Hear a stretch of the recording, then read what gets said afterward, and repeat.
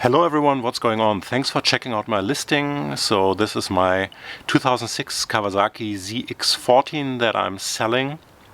It is a 2006, but it was first purchased in 2008, not by me, by the original owner. The exact sales date, I have documentation about that, was February 29, 2008. Again, it's a 2006 model though, and it has currently 18,124 miles on it. I'm going to do a test run at the end of the video, so I'm going to take you on a little ride with the bike with me. So there's going to be a few more miles on it. So the bike itself comes with a couple of extras. I'm going to go over the extras that or upgrades that the previous owner did install on the bike and the ones that I did install on the bike. So I'm going to give you the bike with those two Pitbull stands. They're coming with the bike, so you have to somehow carry them home. It's also coming with a Givi Tanklock Bag. So that is a bag that is not magnetic, but that fits into a special installation on the tank. So fortunately it's not scratching up the tank like a magnetic bag, and you don't have to deal with straps like with the other bags. You can have like some saddlebags that came with the bike when I bought it. They're a little bit beat up, so I'm not really advertising them. The bike also comes with this Givi monoplate on the back that I did install. So the previous owner didn't have a luggage rack or anything on the back. I'm a top case guy, so I installed a luggage rack. I also still have the seat cover that the bike came with when I bought it, so you can take the luggage rack down if you want to make it look a little bit more sleek at the back and a little bit better than it looks right now, although I think it's more practical with a monolock case and the rear rack, but you can decide. So I'm going to give you all the parts that came with it. There's no top case coming with the bike, so I still need the top case for my other bike. The bike comes with a Corbin seat with a passenger backrest. I took the passenger backrest off. I'm going to give it to you with the bike, so you can install that or leave it off. There's a Yoshimura R77 Exhaust, single muffler exhaust on the bike that the previous owner installed. The part was $1,000, he said. There's also the Öhlins adjustable rear shock absorber that he installed. That was also, he said, $1,000 without labor, just a part. There's also a Power Commander 3 installed in the bike. And the bike has a GPR stabilizer or steering dampener called. That part was $450. It's a little bit obstructed right now. I did install a cell phone mount and a combined GoPro mount. I took off the GoPro mount and you can take that off. So that part here is just an adjustable or an additional bar that I put in here with one screw into the steering dampener. I also have still the screw from the steering dampener, of course, so you can take that off within 5 minutes if you don't want it, if you don't need a cell phone mount. It also has 1-inch bar risers installed, so that helps if you're a little bit taller like me. The windshield is also not the stock windshield for the bike. It's a carbon fiber raised tinted windscreen. It also comes with black or tinted blinker lights, front and rear, and it also comes with the bar, with the frame slider. That's the tail light section of the bike. It's all tinted. Again, you can take off the Givi mono key and the rear luggage rack if you don't like it. I also did install lowered footpegs, which help me with my size a little bit. You can remove them if you don't want them. I have the original footpegs, and I'm going to give you those with the bike. This is the Givi Tanklock Bag. It's $130 if you buy it on Amazon. There are different Tanklock bags also in that Givi series, and they have the advantage that they work without magnets and they work without straps, so you basically can just click it in and off, so it's super easy to take in and off with this patented mechanism. If you don't like that system, if you want to remove that, so I did install this ring here, you can remove that. I have the screws that go back into the tank also in a Ziploc bag that I'm going to give you. So what's coming with the bike? Definitely not the Ryobi tools in the background. It's this passenger backrest for the Corbin seat as mentioned before. I have two more Kawasaki oil filters for oil change, including the wrench for the oil filter. These are the screws for the parts if you want to change them again. There's an additional flat profile drain plug that I didn't get around to install, and there are a lot of drain plug washers to replace them. Those are the two original footpegs, and there's also a foot for the sidekick, for the side stand that I had to take off because of they were interfering with the new lowered footpegs.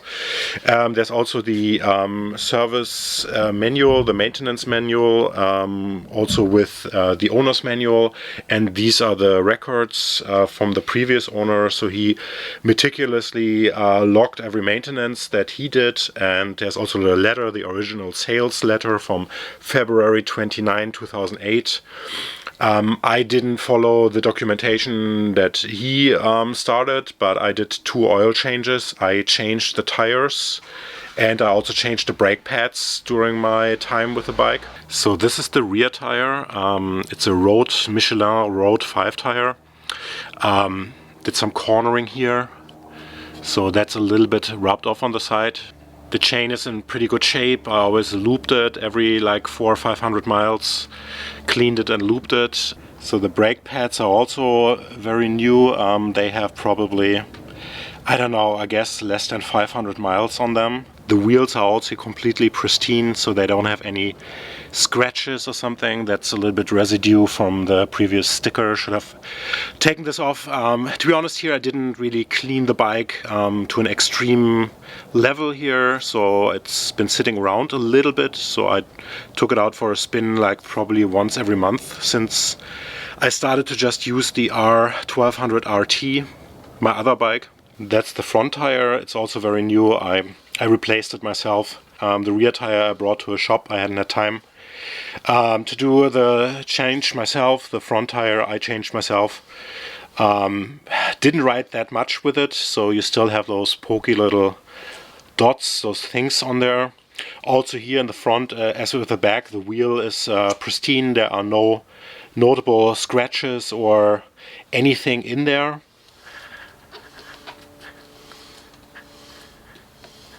The bike has never been in a crash or anything.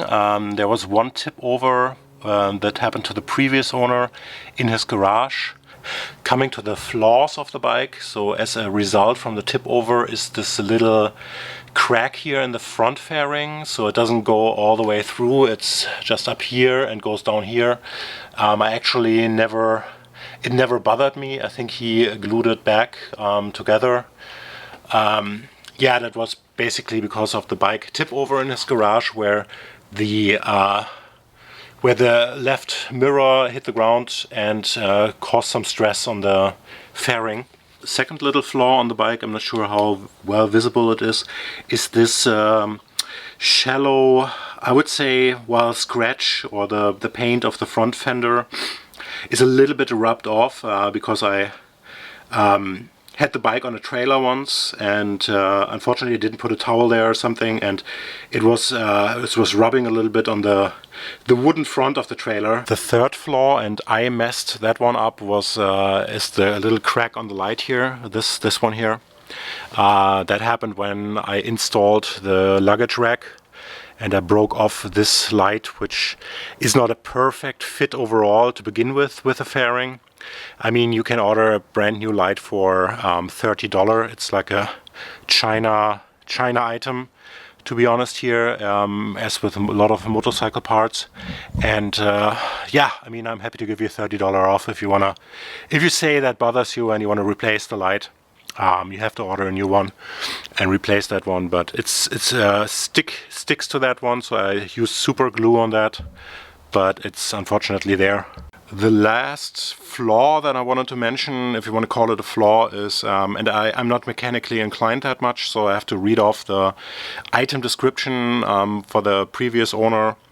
is that the bike has the common or normal timing chain tensioner rattle at cold startup, which goes away after oil has properly fed the area. If you don't like this sound, which is only on cold startup, I'm going to show you in a second, you can get an aftermarket tensioner, but those need regular adjustment.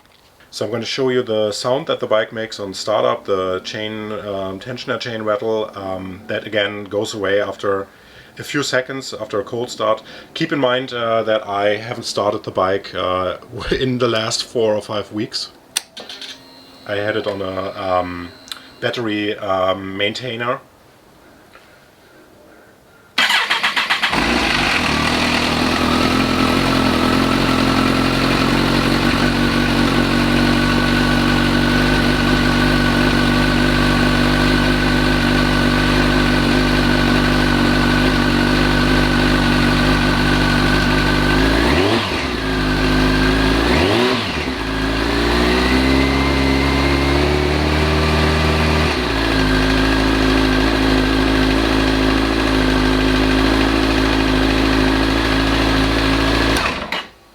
I'm going to show you the startup one more time. I think my neighbor's going to love me, but anyway, here we go.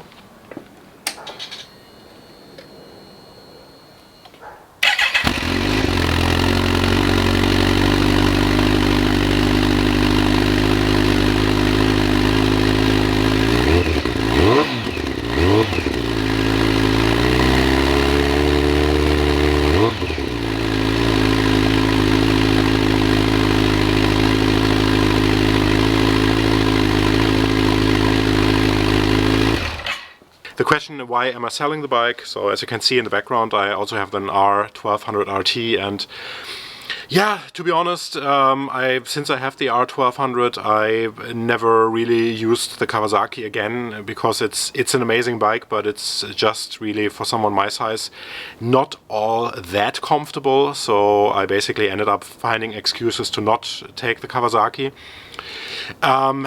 And I think I'm gonna buy another bike, but I'm gonna buy something with a more upright seating position. Not sure what yet, looking into dual sport bikes kind of in conjunction with the travel tourer that I have, the BMW. And unfortunately I only can house 2 bikes in the garage, so if I could have 3, then I would definitely keep the Kawasaki. It's an amazing bike. And as someone who's 6'7" tall, I have to say, if you're a little bit taller, then it's a much better bike than the Hayabusa, which I also looked at, and that is definitely more suitable for smaller people. The ZX14, especially in that version with the raised handlebars and the lowered footpegs, is the best sports bike for tall people. However, it doesn't really compare with the comfort of the R1200 RT, unfortunately. So yeah, unfortunately it doesn't make too much sense for me to keep both bikes, and I'm also, to be honest here, really interested in trying out a new bike and checking out something completely different that is not in the sports bike or travel tourer range of bikes or in the genre. So that's why I'm selling the bike. Since I'm here in the Bay Area, I don't have high hopes that we're gonna have a free highway or something, so it's probably going to be a lot of traffic jam, I guess. But let's check it out anyways. I also replaced the battery, by the way. It's a gel battery in there. I don't know, I didn't mention that yet. Again, it's no issues with the bike. All the gear all the time, guys. It's always weird for me when I'm used to the BMW to jump on this bike. It's so much different. So much more powerful.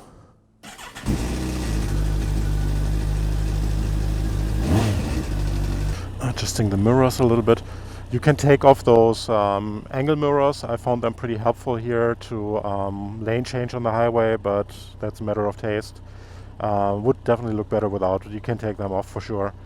And yeah, the rattle is gone, so that's only again when the engine is cold and the chain hasn't been bathed in oil, really for the first, I don't know, 10 seconds, 30 seconds or so. Alright, let's take a round here.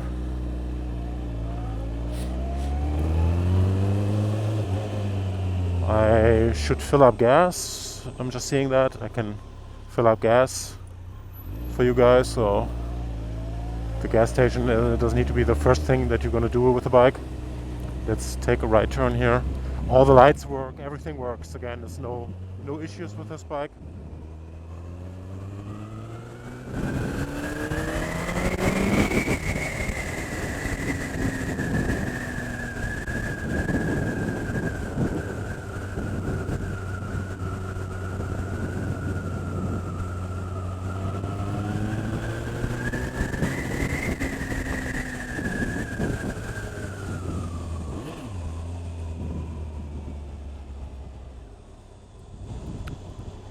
I really have to get used to the bike since I'm riding the BMW all the time. Lane splitting, fortunately legal filtering and lane splitting here in California. The bike is pretty good for that. It's kind of slim. You could fold in one of the mirrors and it's gonna get even slimmer, but I don't think you really need that. You don't want to be too close, as close to the cars as that would matter.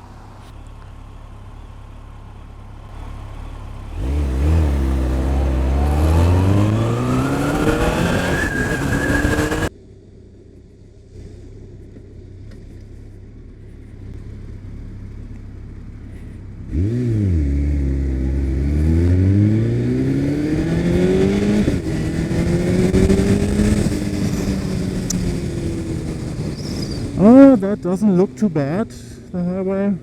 Anyway, I won't be able to test out the full capabilities of that bike anyway. I mean, that's for sure. The power is insane of this bike. I'm always shocked how slow the BMW is when I switch back to that bike and how fast this one here is.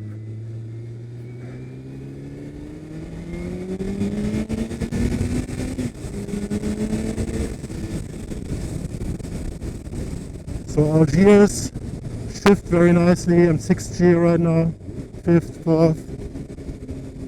There's the traffic jam. I'm gonna exit on the next one. Again, brakes work, everything works fine. Yeah, to be honest with you guys, I'm really not able in traffic to get it up to red line at all. It's just too fast.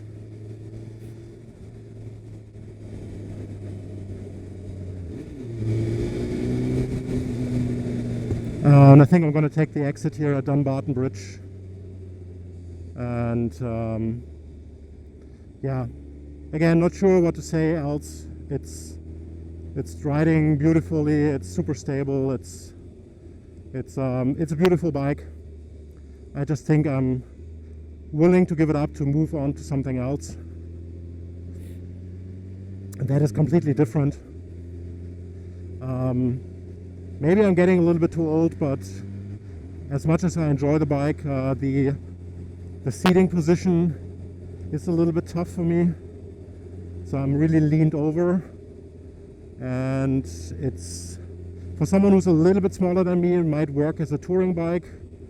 But I feel like I have to, after like 45 minutes on the bike, I have to like stretch out, sit upright, and that's unfortunately the BMW is like that. So I'm really sitting upright, like on a couch chair or on a stool, on a computer or something. On the BMW, on here, it's way more sporty, which I enjoyed for a long time. But again, I think I'm going to go for something less sporty, less aggressive seating position wise. The top speed of these Japanese bikes here in the US is limited to 186 miles per hour or 299 kilometers per hour, which is a voluntary limit that Japanese motorcycle makers put on for their US versions of the bike. So the ZZR1400, which is the European name for the bike, or the outside of the US market name for the bike. And the ZZR1400 is not limited to 299 kilometers per hour, but I think the top speed is somewhere around 325 kilometers per hour. but the acceleration speeds are really impressive. So I think depending on the driver, the rider, the acceleration from 0 to 300 kilometers per hour is somewhere in the range of like 12 or 13 seconds. So same Toyota Corolla needs for going from 0 to 100 kilometers per hour. This bike goes from 0 to 300 or 320 kilometers per hour. So again, it's an insane amount of power, but it's really fun. And for a really low price, basically, you can have this fun with this bike. And if I could own more than 2 bikes, reasonably, and also in terms of how much space I have, then I would keep it and just buy another dual sport and ride this, like, I don't know, once a month for fun. But I really can't. My garage is too small, and it's a 1-car garage, and also I don't know, maybe my wife's gonna kill me if I start getting 3 motorcycles. No, she won't, but I don't know. We need to stay reasonable here. That's why I'm selling this bike, so I can buy something else. I'm gonna do some photos here on the parking lot. Gonna see those photos in the listing. Again, the paint is all pristine for those little cosmetic nicks that I showed, and it's running smooth. Oh yeah, you have like these red lights in the front here. Didn't mention that. Again, all the lights work. How does that work? Oh, okay, here. Sorry, I'm sniffling a little bit. So all the lights work, all the blinkers work. So can I reach that? So no issues with the bike at all.